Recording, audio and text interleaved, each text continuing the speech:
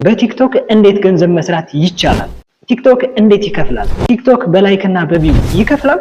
ሰላም እንዴት ናችሁ? ውድ የጽናት ሚዲያ ተከታታዮች፣ በዛሬው ቪዲዮ ፕሮግራማችን የምናየው ቲክቶክ እንዴት ይከፍላል፣ በቲክቶክ ገንዘብ እንዴት መስራት እንችላለን የሚለውን የምናይ ይሆናል። እስከ ቪዲዮ ፍጻሜ ድረስ አብራችሁን ቆዩ። ቪዲዮውን ላይክ፣ ሼር፣ ቻናሉን ሰብስክራይብ ማድረግ ደግሞ እንዳትረሱ። በቲክቶክ ገንዘብ የሚገኘው አንደኛ ላይቭ ስትሪም በምናደርግበት ጊዜ ጊፍት ይሰጣል። ላይቭ ስትሪም በምታደርጉበት ጊዜ ሰዎች እናንተን ላይቭ ላይ ሆነው ሲመለከቷችሁ ልክ እንደ አድናቆት ጊፍት ይሰጧቸዋል። ጊፍቱ ምን ሊሆን ይችላል? አንበሳ ሊሆን ይችላል፣ ፍላወር ሊሆን ይችላል፣ ዋቴቨር ሊሆን ይችላል። ይህን የሚያደርጉት ደግሞ እንዴት ነው ሲባል ከቲክቶክ ገዝተው ነው የሚሰጧችሁ። ከጊፍት ቫልዩ ይለያያል። ያን ነገር ገዝተው የሚሰጧችሁ ከቲክቶክ ነው ብያቸዋለሁ። እንበልና ለምሳሌ አንበሳው የሚገዛው $300 ነው ቢባል ሰዎች ለእናንተ ጊፍት ሊሰጧችሁ ከሆነ $300 ይከፍሉና አንበሳውን ጊፍት ይሰጧችኋል ለእናንተ ማለት ነው። ከዛ ቲክቶክ በፐርሰንት ያስብና ለእናንተ ድርሻችሁን ይሰጣችኋል ማለት ነው።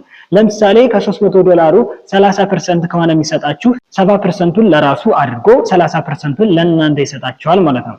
ነገር ግን ኢትዮጵያ ውስጥ ያለ ሰው የእናንተን ላይቭ ስትሪም በሚመለከትበት ጊዜ ጊፍት ገዝቶ ሊሰጣችሁ አይችልም። ምክንያቱም ክፍያው የሚከናወነው በፔፓል እና የመሰሉ አካውንት ነው። ሁለተኛ ከቲክቶክ ገንዘብ የምትሰሩበት መንገድ ማስታወቂያ ወይም ፕሮሞሽን በመስራት ነው። ሰዎች ያላቸውን ቢዝነስ ፕሮዳክት ሊሆን ይችላል ወይ የሚሰጡት ሰርቪስ ሊሆን ይችላል። ስለዛ ቢዝነስ በእናንተ በኩል ለሰዎች እንዲተዋወቅ በሚያደርጉበት ጊዜ እናንተ ስታስተዋውቁ ለእናንተ ገንዘብ ይከፍሏችኋል ማለት ነው። የክፍያ ቫልዩ የሚወሰነው እንደ ሰው ነው። እኔ ለምሳሌ በ25,000 ብር ከሆነ የሰራሁት ማስታወቂያውን እናንተ በ50,000 ብር ልትሰሩ ትችላላችሁ። ሶስተኛ ከቲክቶክ ገንዘብ የምትሰሩበት መንገድ ሶሻል ሚዲያ ማኔጅመንት ነው። ሶሻል ሚዲያ ማኔጅመንት ምንድነው ሲባል አንዱ ሰው ሶሻል ሚዲያ አካውንት እና ፓስወርድ ትቀበላላችሁ፣ ውል ትወስዳላችሁ። ውሉ ለ1 ወር ሊሆን ይችላል፣ ለ2 ወር ሊሆን ይችላል፣ 3 ወር፣ ለ1 ዓመት ዋቴቨር ሊሆን ይችላል። የእናንተ ስራ ምንድነው ሲባል የሰውየውን አካውንት ወይም ሶሻል ሚዲያ ማኔጅ ማድረግ ነው።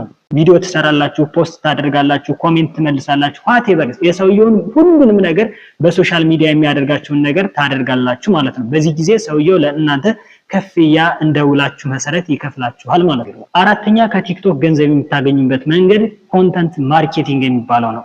ኮንተንት ማርኬቲንግ ምንድነው ሲባል ልክ እናንተ የሆነ ቢዝነስ አላችሁ፣ ሱቅ ሊሆን ይችላል ወይ የሚሰጡት ሰርቪስ ሊሆን ይችላል። በራሳችሁ ቲክቶክ አካውንት ስለምትሰጡት ሰርቪስ ሊሆን ይችላል፣ አለያም ደግሞ በሱቃችሁ ስለሚሸጠው እቃ ለህዝብ ታስተዋውቃላችሁ። በዚህ ጊዜ ሰዎች ወደ እናንተ ሱቅ መጥተው እቃ ሲገዙ ስለዚህ እናንተ ገንዘብ አገኛችሁ ወይም ስራ ሰራችሁ ይባላል። አምስተኛ ከቲክቶክ ገንዘብ የምትሰሩበት መንገድ ክሬተር ሪዋርድ ፕሮግራም ነው።